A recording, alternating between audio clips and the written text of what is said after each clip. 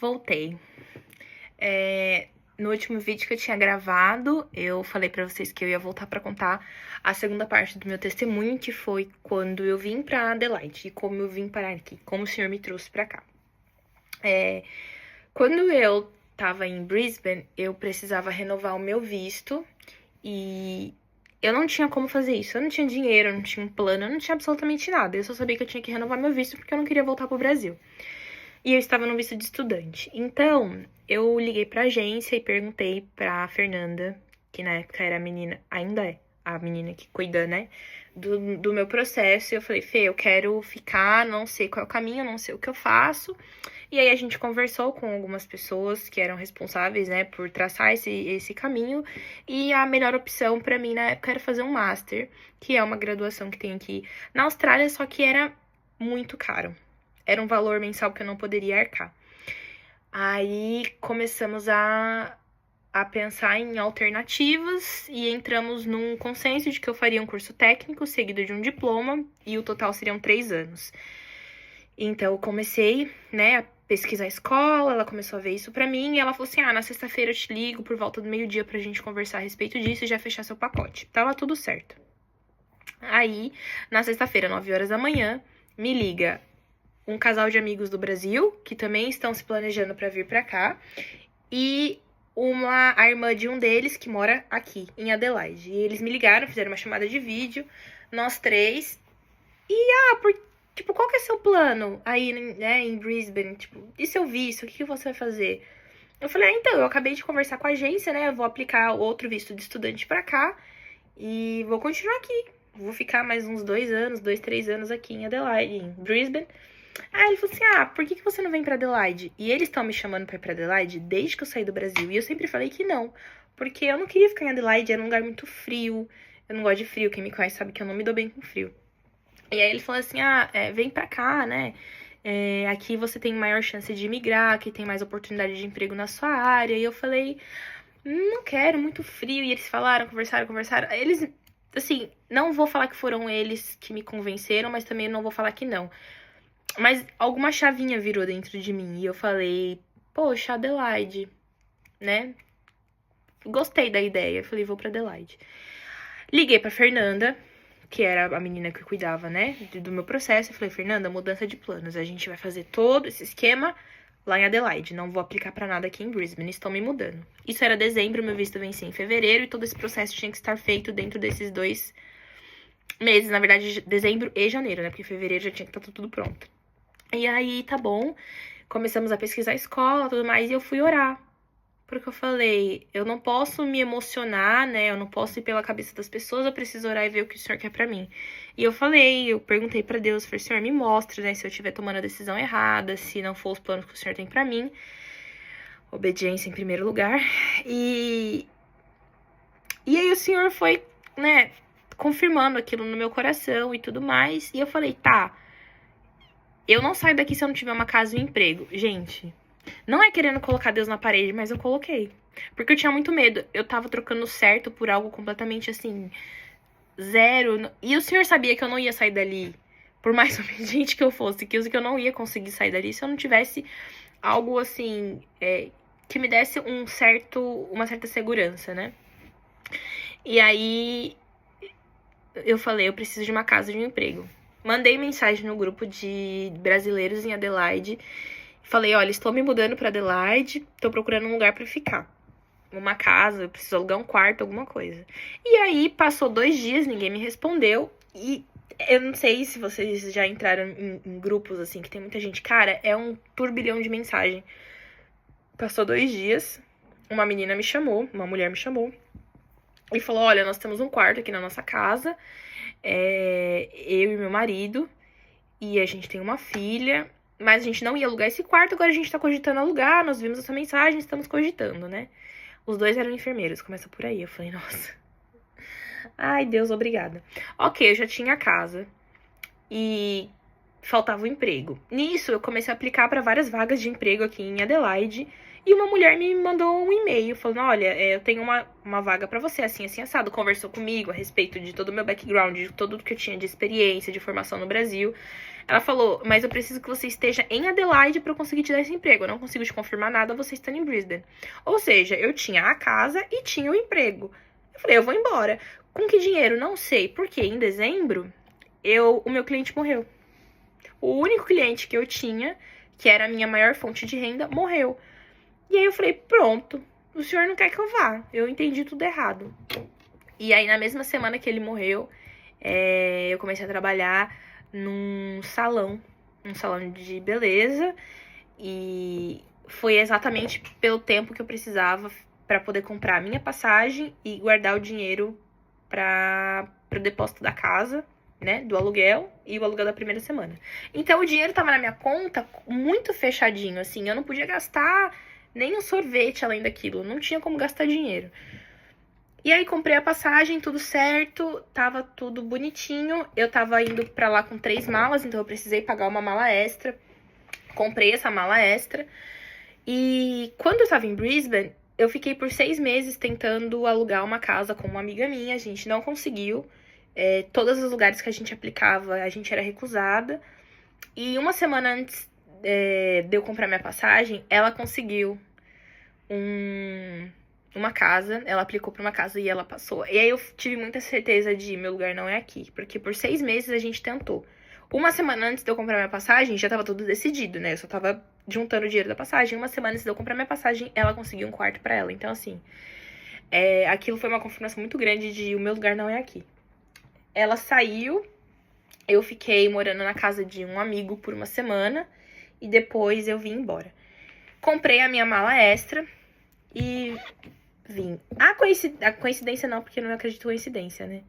Mas a Tilly, que é a irmã do Vinícius, que estava naquela ligação das 9 da manhã de sexta-feira, que falou, vem pra Adelaide, ela estava em Brisbane de férias com a família. Tava ela, o marido e os 2 filhos.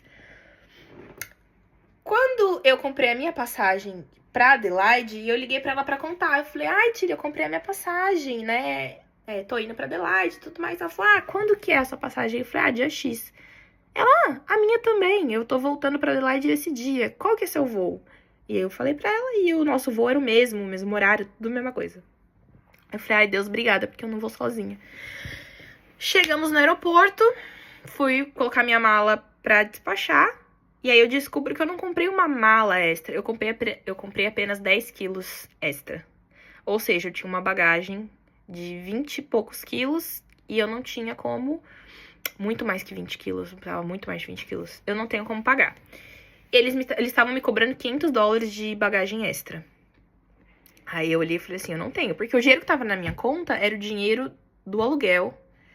Exato. E da minha primeira semana, eu não tinha condição de mexer naquele dinheiro. Só que eu não tinha como deixar a mala lá, porque minhas coisas estavam lá. Eu não tinha quem fosse no aeroporto buscar. E eu não podia simplesmente largar a mala no aeroporto e tipo, um abraço. Não tinha condição. Aí a Tilly, incrível ser humano, né, que Deus botou na minha vida, começou a andar aquele aeroporto atrás de sacola de supermercado. E quem me conhece sabe que eu sou fresca. Eu sou chata. Eu fico muito preocupada, às vezes, com a impressão que eu passo. E aí, ela começou a procurar a sacola de mercado. A gente abriu a minha mala no meio do aeroporto. E começamos a colocar tudo em sacola de supermercado pra levar como bagagem de mão. Porque os 2 filhos dela não estavam levando nada. Então, a gente poderia incluir na bagagem deles, né, a minha bagagem de mão. Eu ainda paguei bagagem extra, eu paguei $300, eu acho, mas foi melhor do que 500. Cheguei em Adelaide sem o dinheiro do depósito do aluguel, e eu tinha que pagar no dia seguinte. E aí, quando eu cheguei, um amigo meu me mandou mensagem, como é que foi, né, como é que tá aí seu processo de mudança, tanana, e contei pra ele o que aconteceu, desabafei, falei, ai, meu, aconteceu isso no aeroporto, né, eu falei, mas tá tudo bem, né, Deus proverá, e ele falou assim, não, peraí, eu vou te mandar o dinheiro pra você pagar o seu, que a gente chama de bonde, né? O depósito do aluguel. Vou dar o dinheiro, você paga o bonde. E depois, quando você puder, você me devolve. Assim, do nada. Aí eu, poxa, Deus, obrigada. Né? Ele sempre usa as pessoas pra me abençoar. Eu adoro isso. Aí fui, paguei tudo certinho. Cheguei em Adelaide. Quando eu tava em Brisbane, eu demorei pelo menos uns 40 dias ou mais pra conseguir meu primeiro emprego. E nem foi o melhor emprego do mundo, assim. E quando eu cheguei aqui em Adelaide, no meu segundo dia eu arrumei emprego. No meu segundo dia eu arrumei um emprego, que é o emprego que eu estou até hoje. E depois de um mês eu arrumei mais 2. Então, assim, eu não tive do que reclamar. Desde que eu cheguei em Adelaide, a minha vida foi completamente diferente. Só que no começo eu tava muito sozinha. Eu ainda tava procurando uma igreja, né, pra ir, porque eu frequentava uma igreja em Brisbane e aqui eu já não tinha nenhuma, não tinha uma referência, não tinha amigos. A galera que trabalhava comigo não frequentava, então não tinha como, né, eu pedi indicação. E aí ia ter um evento, eu descobri que ia ter um evento num parque aqui de Adelaide, que era Jesus in the Park, e eu ia sozinha.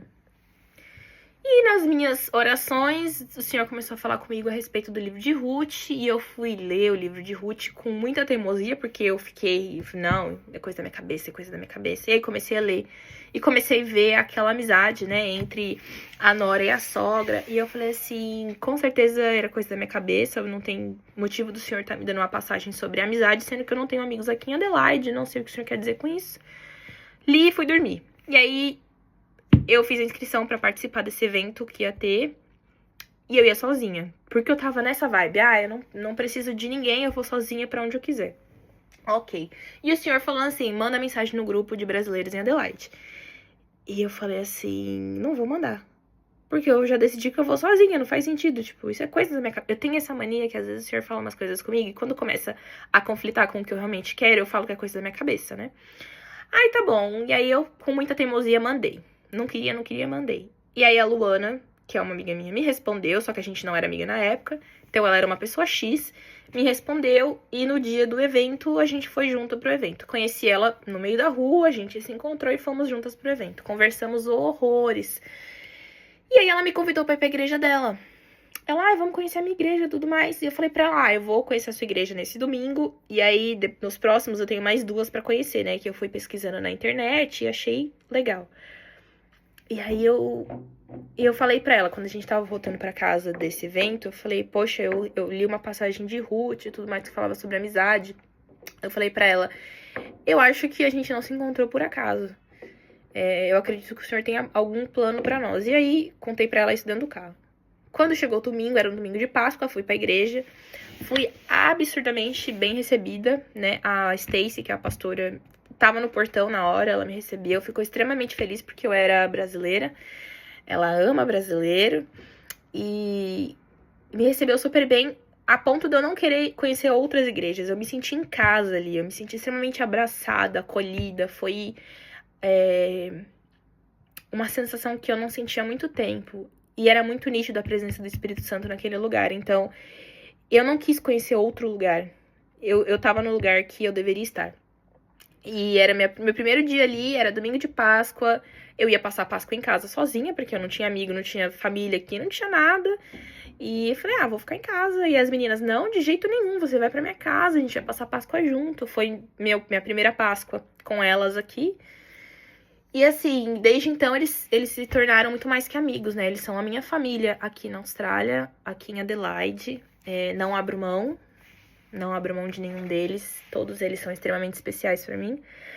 Mas o Senhor me deu aquela passagem sabendo o que ia acontecer, né? Porque o Senhor sabe de todos os próximos passos que a gente vai dar. E o Senhor tinha preparado uma família pra mim aqui na Austrália. Uma família grande, né? Nós somos...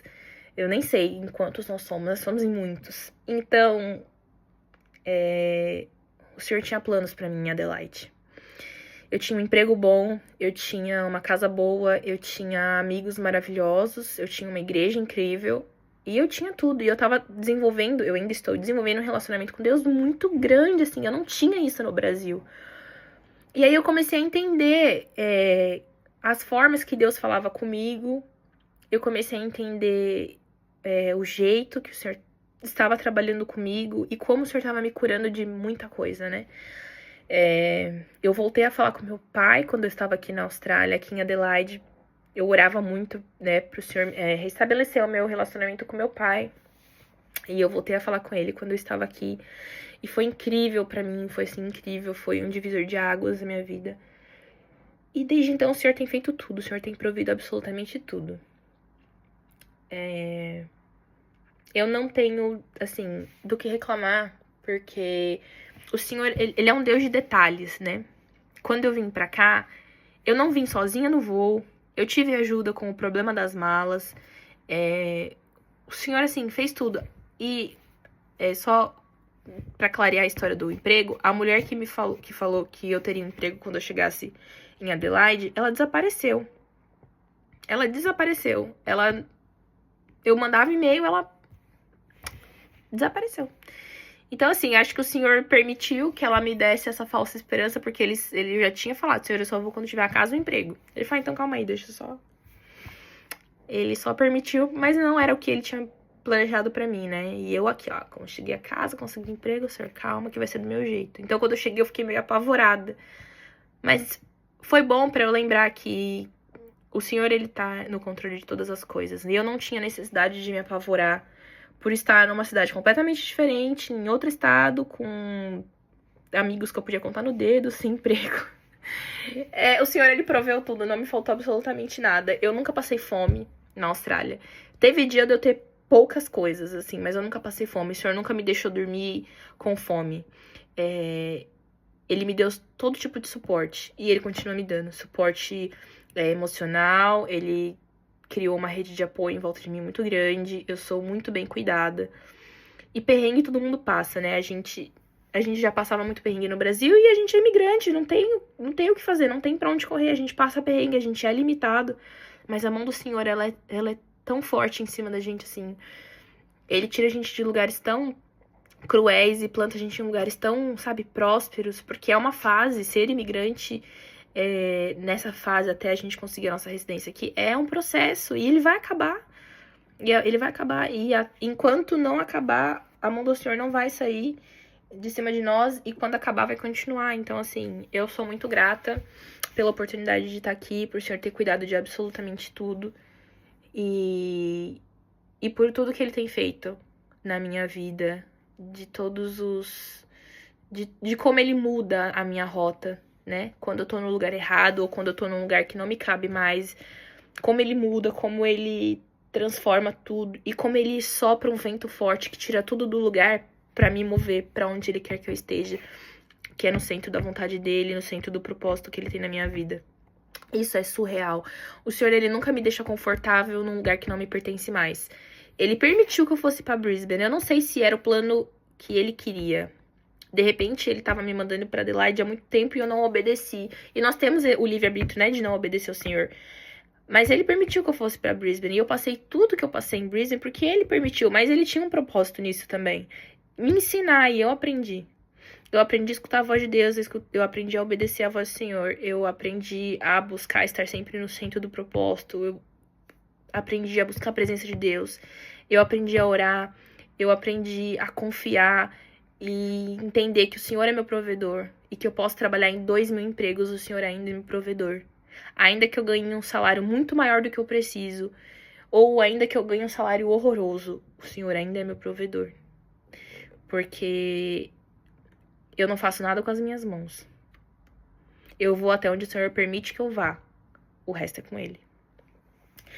E isso inclui a minha ida pro Brasil, que é pro próximo vídeo.